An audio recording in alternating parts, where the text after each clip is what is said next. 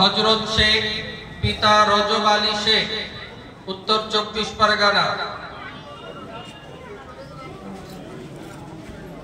মোহাম্মদ সাদউদ্দিন, পিতা মৌলানা আব্দুর রহমান, উত্তর 24 পরগনা। মোহাম্মদ ইব্রাহিম মোল্লা, পিতা ইসরাফিল মোল্লা, উত্তর 24 পরগনা। মোহাম্মদ জুলফিকার মন্ডল, পিতা ফজলুর রহমান মন্ডল, নদিয়া।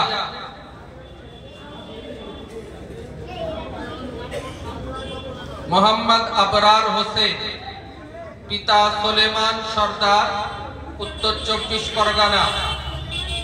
মোহাম্মদ রেজাউল আলী মোল্লা, পিতা রুহুল আমিন মোল্লা, হাওড়া জেলা। মোহাম্মদ আব্দুল কাইয়ুম সরদার, পিতা আকবর সরদার, উত্তর 24 পরগনা। মোহাম্মদ ফরহাদ পাল, পিতা তমসের পাল, উত্তর 24 পরগনা। মোহাম্মদ আলমগীর মিয়া, পিতা জহির উদ্দিন মিয়া, মালদা।